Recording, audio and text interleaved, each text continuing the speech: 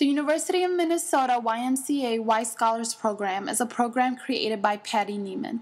The mission of the Y Scholars Program is to bring the achievement gap between low-income minority inner-city students and their counterparts, providing high school students with the resource and inspiration to pursue post-secondary education.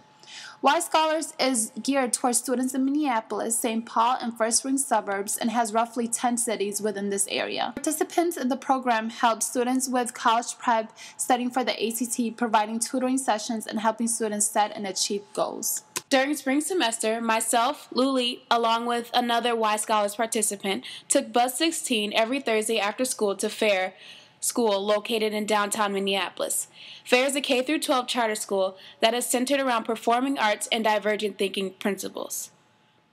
During a tour of the school, we experienced students sitting on exercise balls rather than in chairs, a photography class.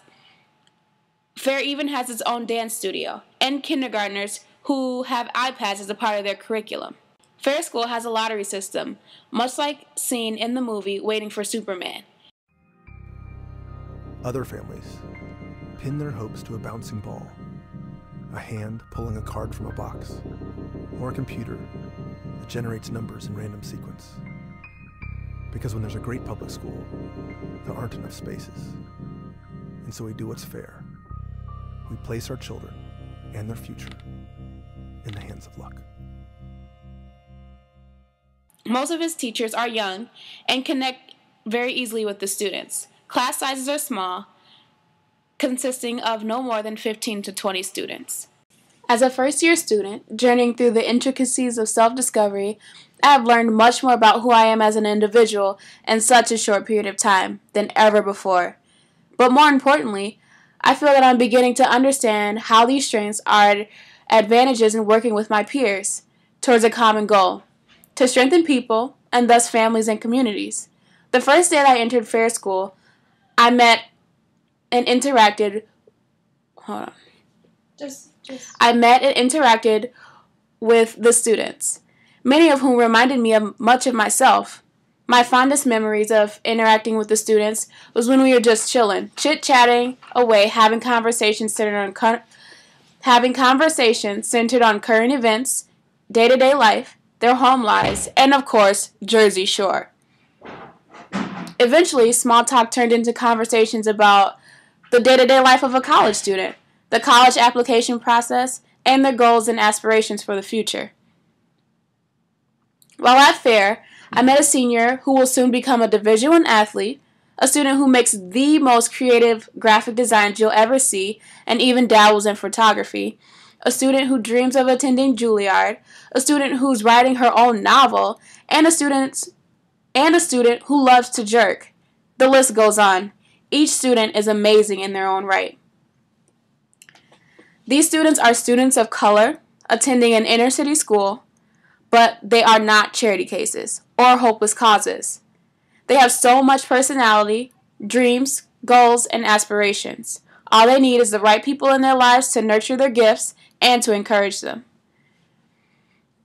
I was so excited to see students excited about their future and reaching their full potential. It became clear to me the best way to help a person realize their dreams and goals is to simply start by talking about them.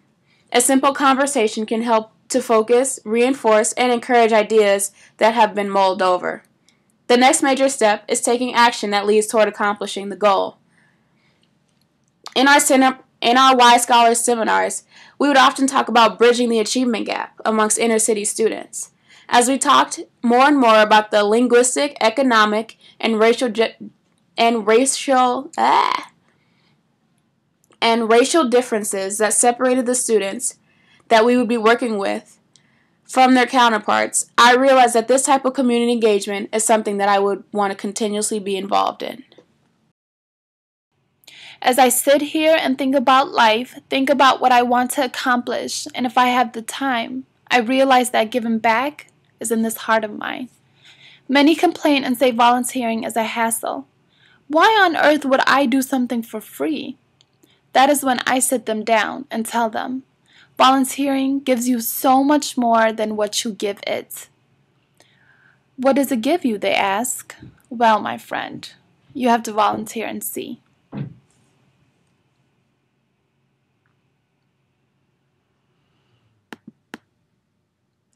The students at Fair downtown remind me a lot of myself. Just last year, I was in high school applying to get into college and taking tests with the help of volunteers at my school.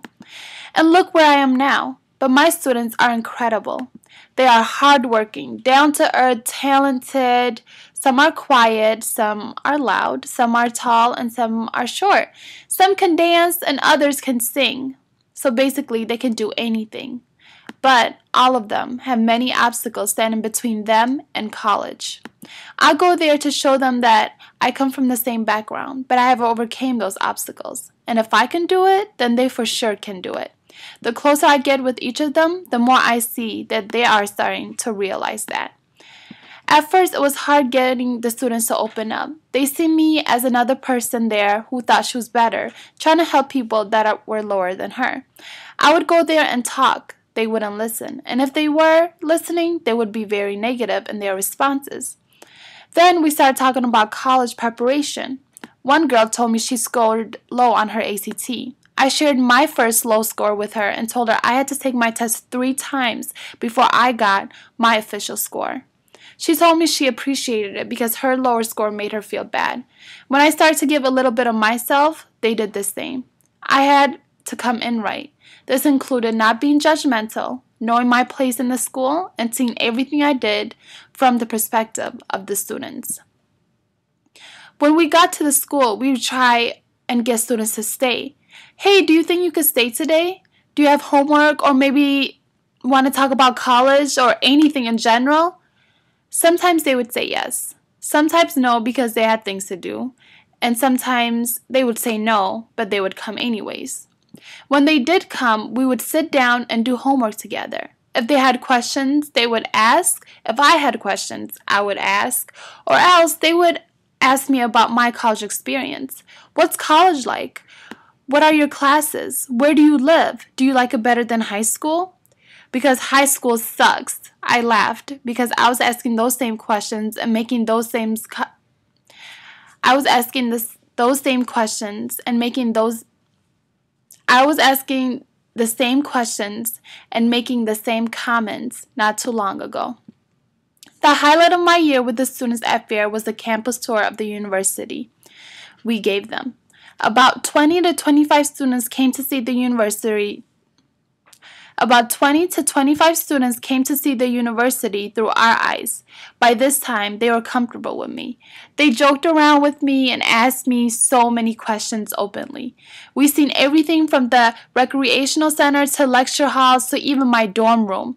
At lunch, they asked if I would return next year. I told them that I was planning on it. And if I wasn't, I decided at that moment that I would.